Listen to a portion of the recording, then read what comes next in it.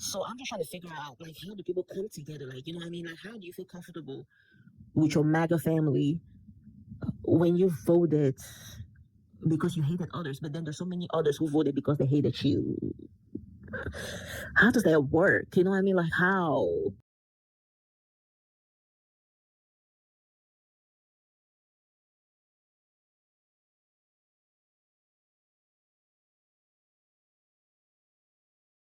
Hello, everyone. Welcome to my YouTube channel. My name is Alexis, and on this channel, I talk about important lessons and takeaways that I get from viral topics and viral conversations.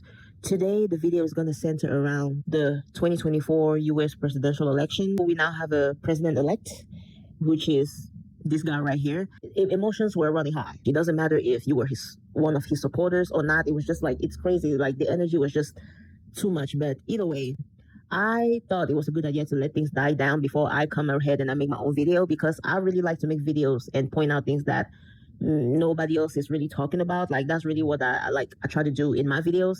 So here I am. And please let me go ahead and mention this. My videos are mainly opinion based.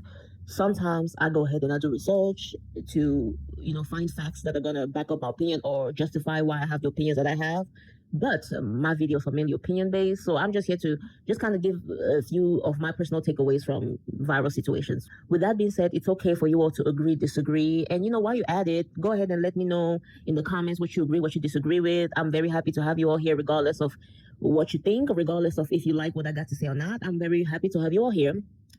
So go ahead and let me know in the comments. And while you're at it, just let me know if you like the video or not. Hit the like button. Why not? It helps you go out. I'm trying to grow my channel. And subscribe, because I feel like if I ended up on your feed, it's for a reason. And maybe, just maybe we're meant to be. So go ahead and hit that subscribe button. And let's get into the video, shall we? First, let me start by saying I did not vote for the man, but there's a part of me that is a little glad that he won, because I'm seeing the effects of his victory.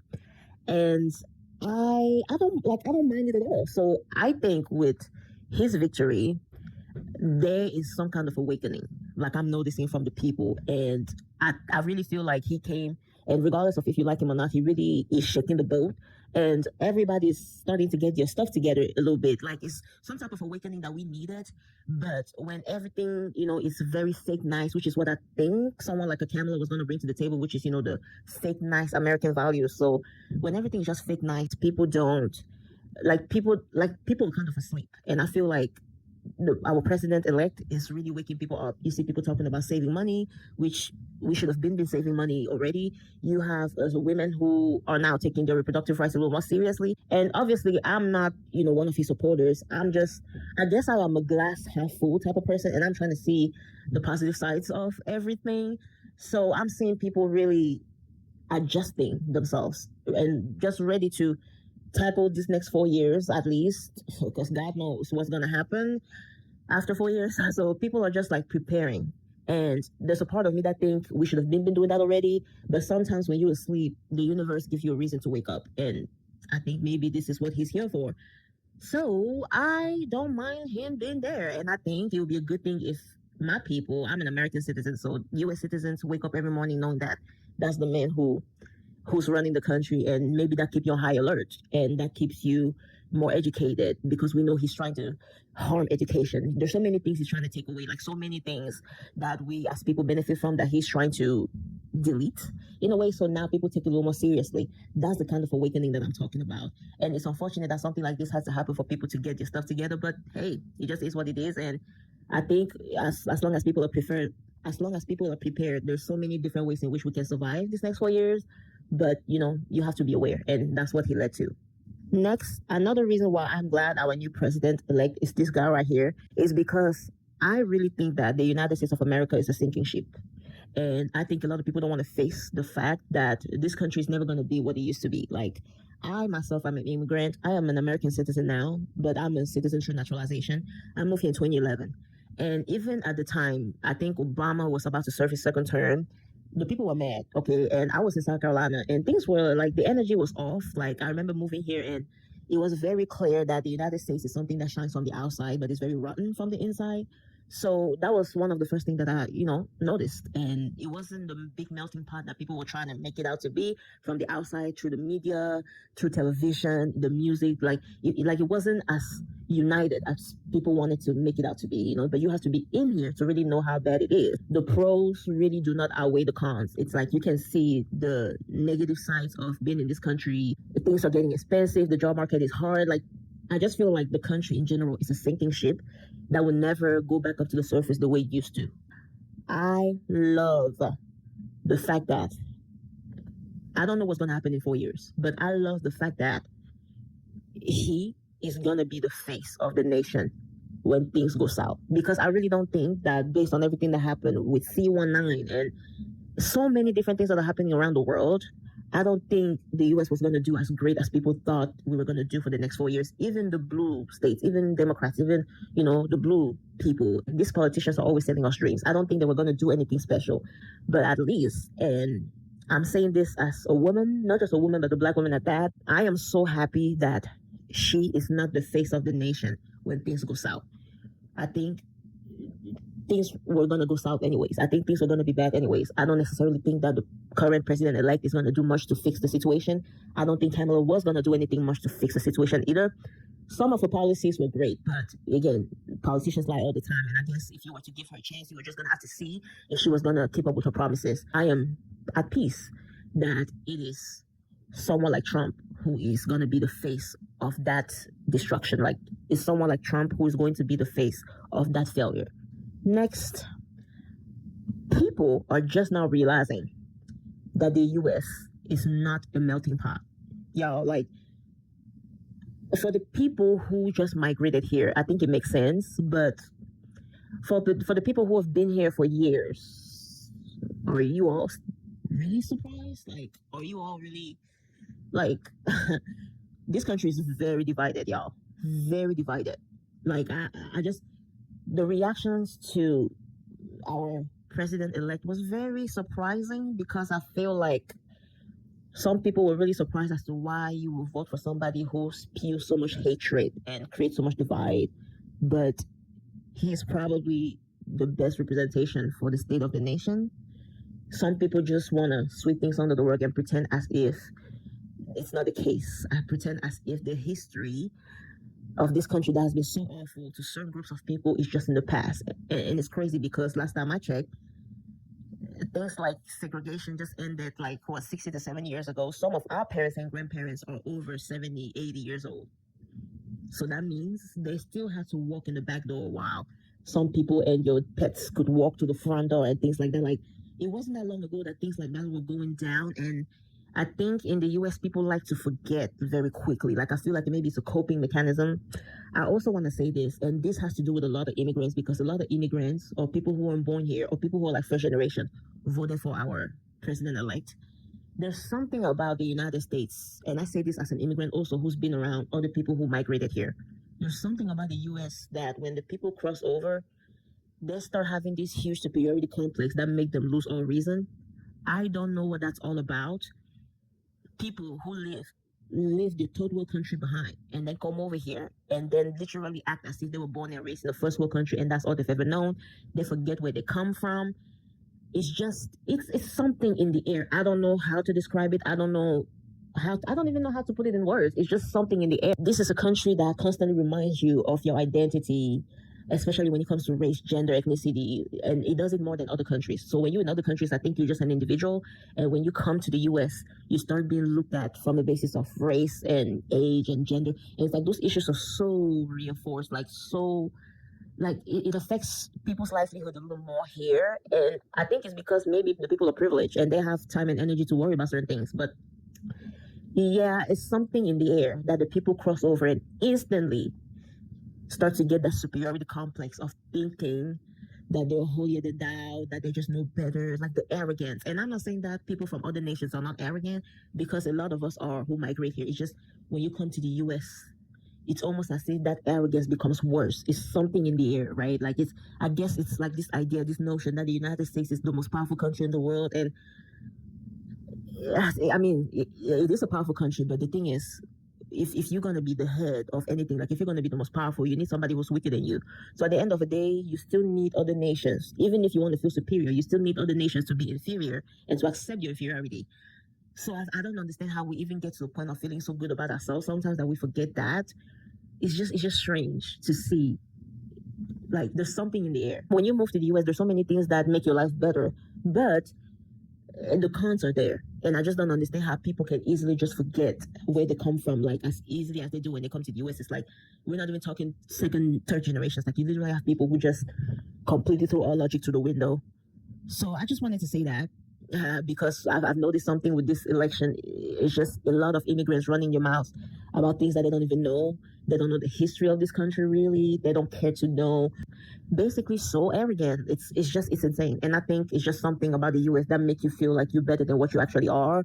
That's the energy in this country. And a lot of immigrants, when they come here in the process of integrating, they end up adopting that mindset. And it's just a mess. Next, do not ever underestimate to what extent a miserable person would go just to make sure that his misery has some company.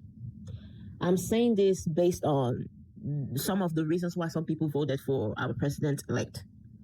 So every time I listen, like even before the election, like every time I would listen to his camp talk about why they want him in power, they would say things that made a lot of sense, right? They would say things about the economy and things like that, and all of that made a lot of sense. But the thing is, the price to pay for all of that, especially considering the fact that he has a reputation of lying, he has a lot of failed businesses, and you're really just taking a chance on him. We cannot argue that some of the reasons why people voted for him was just straight up based on hatred and based on the fact that they want to make sure that some people don't have the same opportunities as others. There's always this topic of immigration being brought up. And I mean, I don't know, this is so strange because when I first moved to the US and I was in South Carolina, a lot of conservatives would say they were immigrants, like your parents were immigrants, you know? Like you would hear conservatives say things like, my parents left Italy, or like they left Germany, or like, I don't know, they came here and they built themselves and lift themselves up by the bootstraps and things like that. So it's like at that time, you know, it's a nation of immigrants. Like it's clear that it's a nation of immigrants, but somehow all of a sudden immigration becomes such a huge issue. And for the people who say things like illegal immigration is a problem, not legal. Well, first of all, the man is talking about denaturalization. Okay, did I say that right? Denaturalization. Yes, he's talking about that. By the time he's done, the little bit of community and allyship that we had with one another will be over with because so many people will be separated. Do not ever underestimate to what extent a miserable person will go to drag it down with them. A lot of people who voted for someone like him, they can pretend as if they did it for, you know, the betterment of the economy, but that's literally all they're saying. The economy, but first of all, there's a high chance that the economy will never go back to what it once was. I don't know exactly how far back they're thinking of, but there's a high chance that we will never get back to that place. Like very high chance.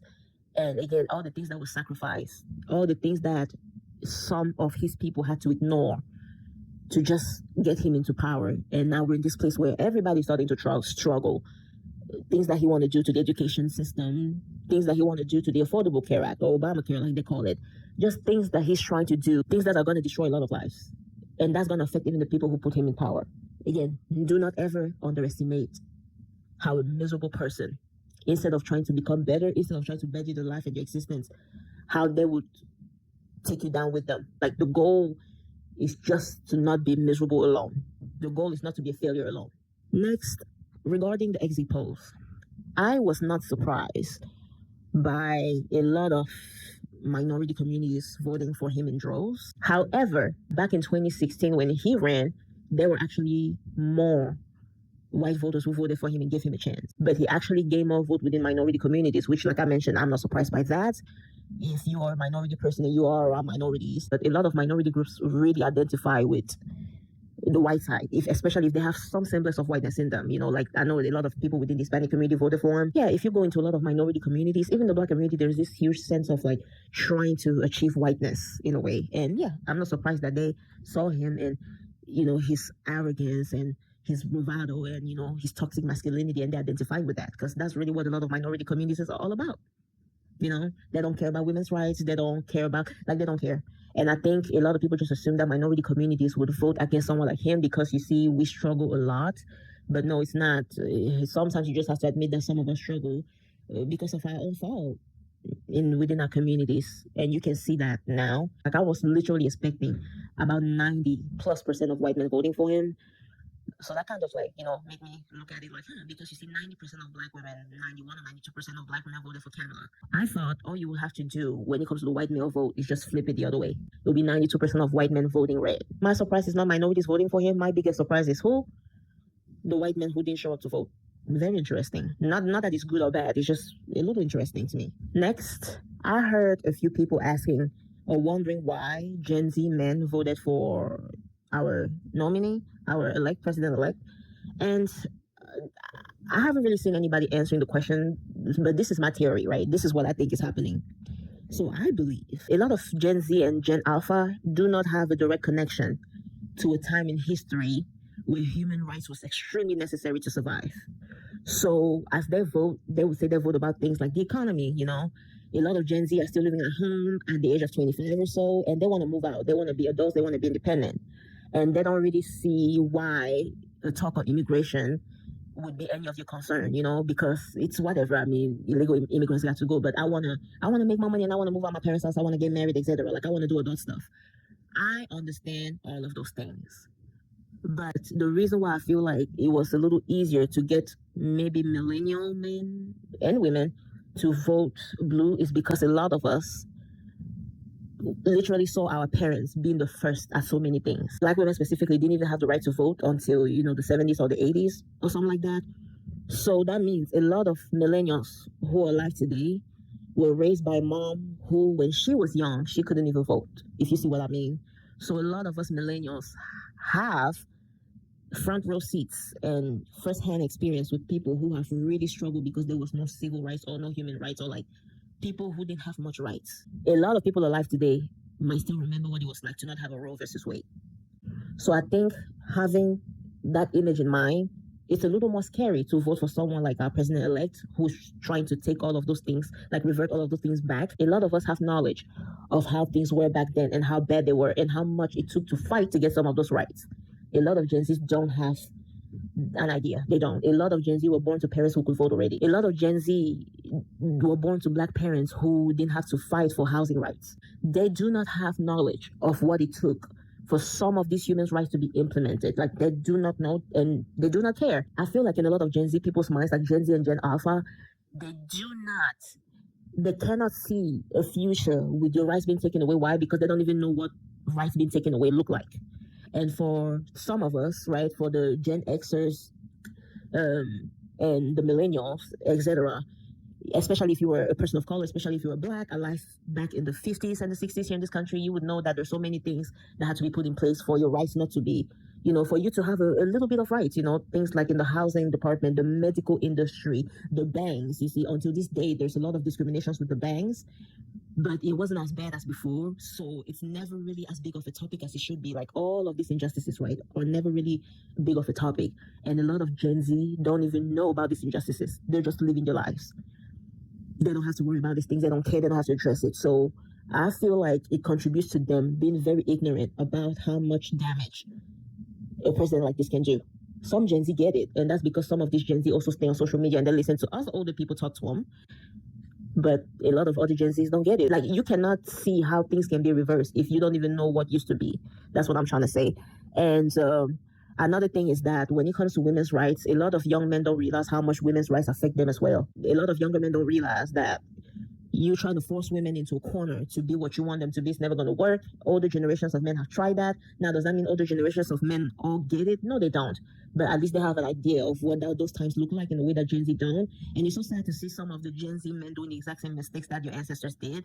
But again, they're just going to have to learn, I guess, because they won't listen to anybody. Next, I am 1000% for cutting off friends and family.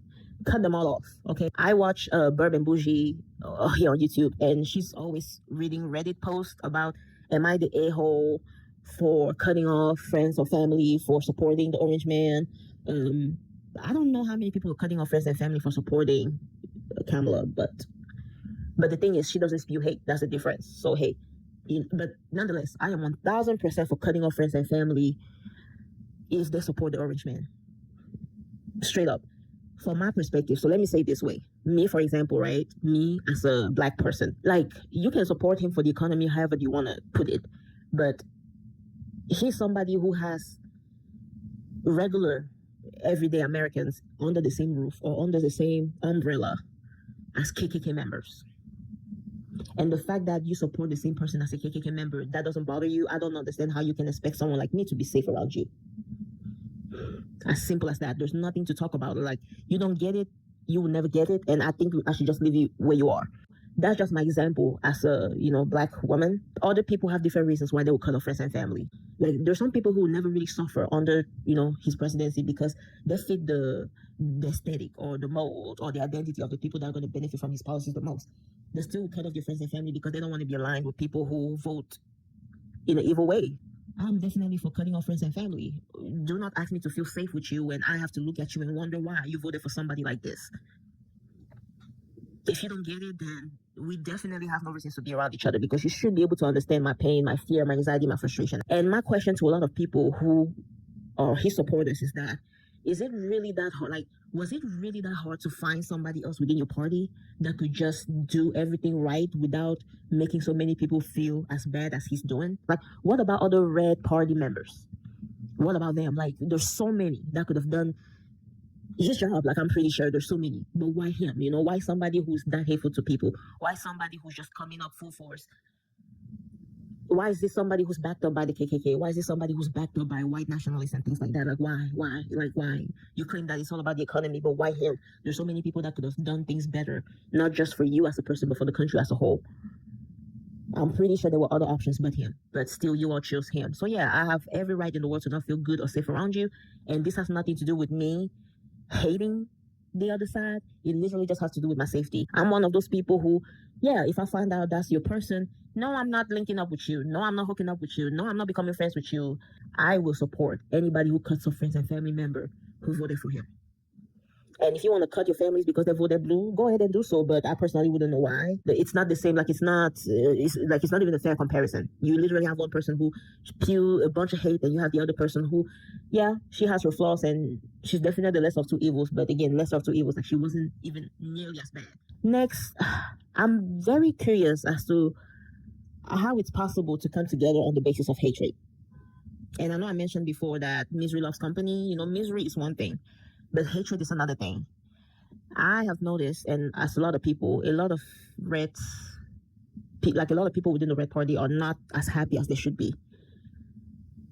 When you have hate in your heart, you cannot be happy. When you do things because of the hatred that you have in your heart, you cannot be happy. You just can't, right? But here's what intrigues me the most. So, a lot of people voted for the Orange Man for different reasons. A lot of white nationalists voted because he would maintain white supremacy. A lot of KKK members voted because, he would do things like give immunity to cops. And we all know the case of police brutality in this nation. So everybody have a different reason why they voted for him. People want to mask it as being about the economy, but it's not all. It's not all, because he's not going to fix the economy anyways. Like, y'all know that. Y'all should know that. I'm just very curious as to how so many people voted for him with your special interest in mind, and how they're gonna figure things out when they realize that he's not gonna serve most of the people who voted for him. So I've seen, for example, he had a lot of the Latino vote, and a lot of them talked about immigration, and they said a lot of Hispanic people who come here, they make other Hispanics look bad because there's a lot of Latinos, Hispanic people who did things the right way. They got your papers the right way, and they look bad. Like, the illegal immigrants make them look bad. Okay, that's fair, I guess. But the thing is, when he talks about illegal immigrants, he's not thinking that some of you are legal and some of you are not. Like, when someone like a Trump looks at all Hispanic people, he doesn't differentiate. So to him, all of you are legal. And he will find a way to get you out of here if he can, especially considering that we're talking about denaturalization at the moment. He's going to find a way to get you up out of here. So I'm just trying to figure out, like, how do people come together? Like, you know what I mean? Like, how do you feel comfortable with your MAGA family when you voted because you hated others, but then there's so many others who voted because they hated you? How does that work? You know what I mean? Like, how? A lot of Hispanics voted because they hated immigrants. A lot of white people voted because they hate all Hispanics, even though they don't want to admit this, they do. A lot of people are sick and tired of hearing black people talk about police brutality, but then you have some black people who voted for Trump, and we are just supposed to pretend as if it was just based on the economy. We all know that's not the case. I mean, maybe you as a black person only voted because of the economy, but you know dang all well, a lot of the non-black people, especially white within your party, might look at you as subhuman, and someone like your president-elect share those values, or at least he doesn't denounce it. So that's why they feel comfortable enough. Like, do you see where I'm coming from? I just don't know how they congregate. Like, I don't know how they feel comfortable around each other. You know? So that's something that got me a little intrigued and curious. Like, anyways, if you're a Trump supporter and you stump up on my video, please let me know in the comments. Like, and no disrespect will be allowed. Okay, this is a very sensitive topic to a lot of people, but I just want to know, like, how does it feel? You know, that you share one thing in common with all these different people of different walks of life, different ethnicities, gender, etc. Everybody has a specific reason why they're there, and a lot of you all within the group, the reason why you're there is because you hate everybody else in here and you think only your issues matter. How does that work? Anyways, please let me know. Next, I am very impressed with how red states or the red people mobilize. They're organized and they come together like no one else. And I'm very impressed because the thing about the blue campaign is that there was a lot of noise. And when the exit polls came out, we came to realize that a lot of people who claimed that they wanted to vote for her might have lied. So, yeah, they was probably a lot of liars within the campaign. And the thing about the blue campaign is that when you are allowed, when you're allowed about your passion, your intentions, it's very easy for people to sneak around and just take your ideas and run with it. And this is what I like the most about the red side of town, if you see what I mean, is that they spoke a lot. A lot of people were very pro, pro the man. They were very pro him, but a lot of us underestimated that because a lot of them came together in private, or they just knew each other, they didn't speak much. And because they knew a lot of them would receive hate, even until this day, a lot of people who voted for him are not going to come out proudly and say it.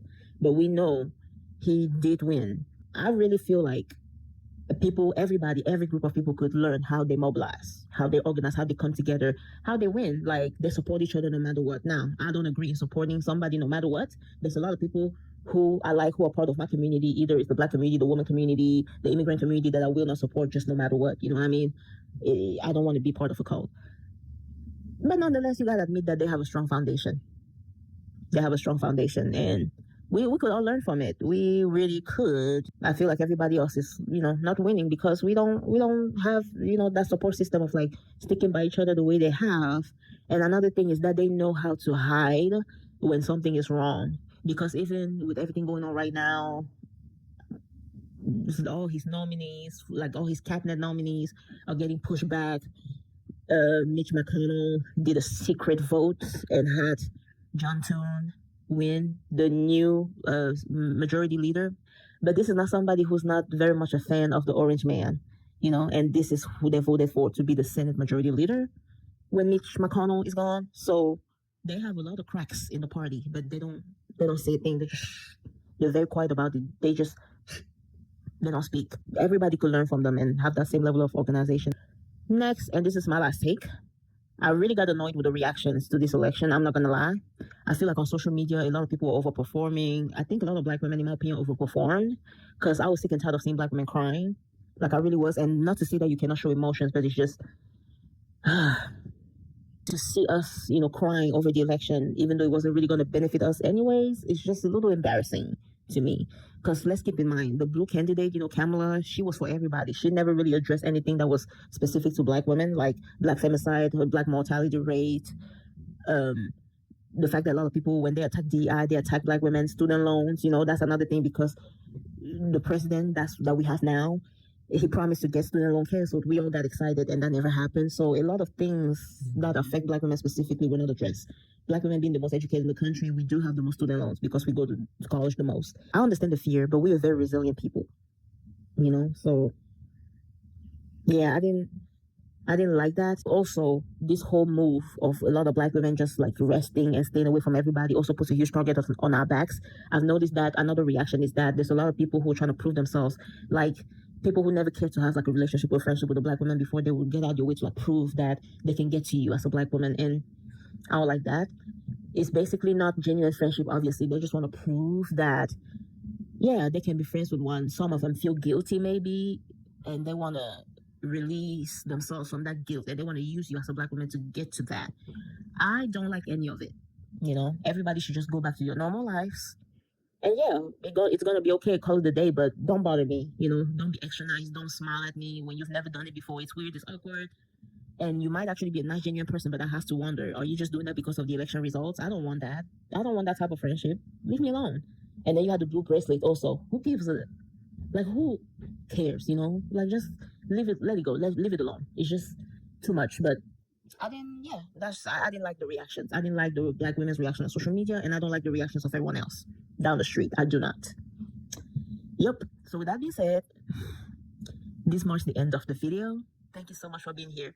Again, my name is Alexis, and if you all on your way out, please like the video. Go ahead and drop a comment. Why not? Let's talk about it. And subscribe, because I think this was meant to be, you know what I mean? Like, this was meant to happen. So go ahead and subscribe. Let me know you stopped by, and I will catch you in my next video.